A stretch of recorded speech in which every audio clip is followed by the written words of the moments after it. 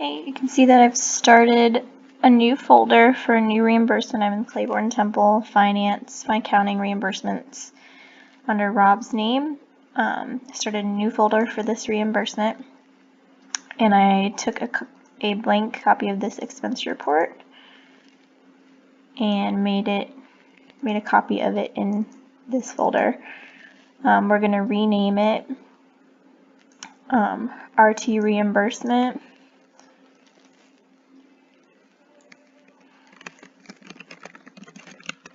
November 2017 to March 2018, because the last reimbursement, which I have open here, was completed up until August 31st. So we're going to start November and go to the end of March for this reimbursement.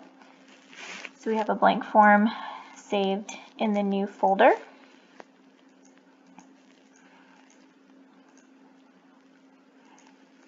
Okay, and then the other things that need to be added to this folder are any related invoices.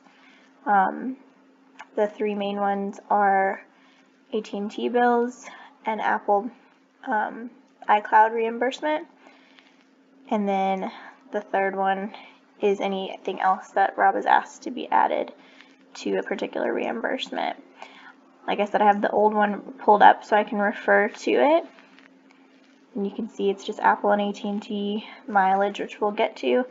And then at one point there was a specific software that he purchased on Apple that needs to be reimbursed.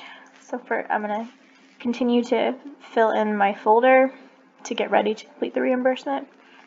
So in order to pull the Apple receipts, those come through Rob's email and are added to his 3 working folder. You can see there are several receipts here that need to be moved to the Google Drive, but I will pull one from March. We can go back to the old reimbursement and see that the last one pulled was his October. So some of these Apple receipts might actually be saved already on the Google Drive. But the one that we're pulling, we'll go ahead and pull March out. Apple Store receipt. It's right here.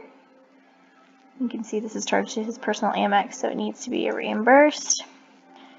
And what I usually do is print the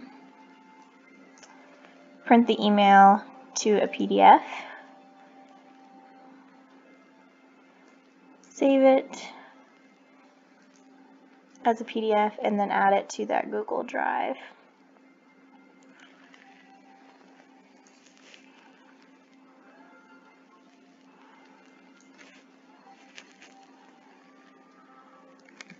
Call it March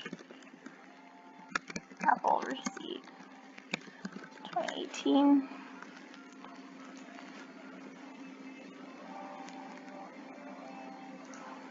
And then add it to our folder.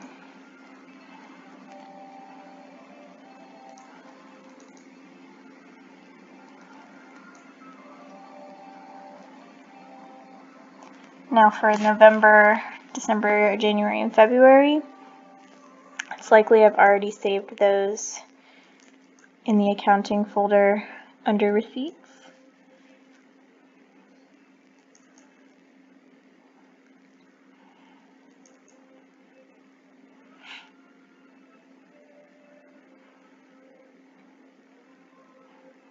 You can see the Apple one, I even had marked it as reimburse. It looks very similar. There's an additional one. Well, that looks like October. So here's the November Apple receipt. So what I can do is actually just right click, move it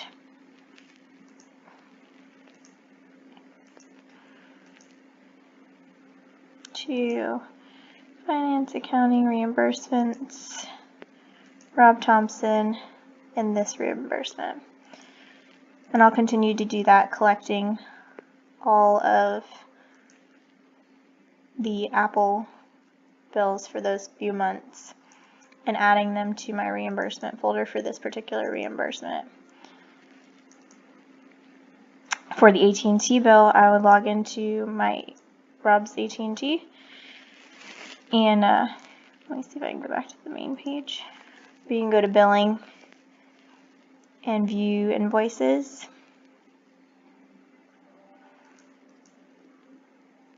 Billing and payments, view my bill.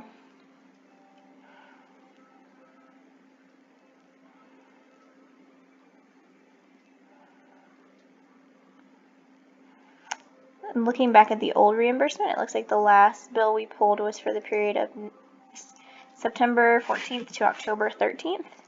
So we're going to want, there's the October to November, is that what it said? No, September to October. So the next bill would be the October to November. So we need to pull all of these bills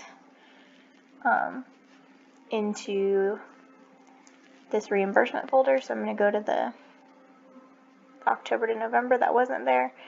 I'm going to print a copy of the bill.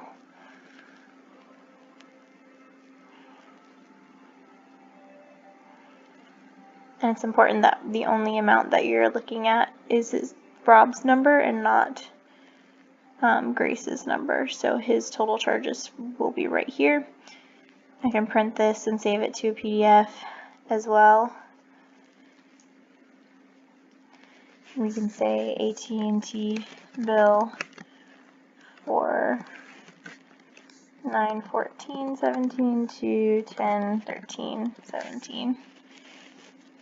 And add this bill into the folder and do the same for all of the rest of the bills up until the end of March, since that's the date range for this reimbursement. And that's all we're doing to collect and fill up the appropriate documents to then begin to complete the actual reimbursement and fill it in.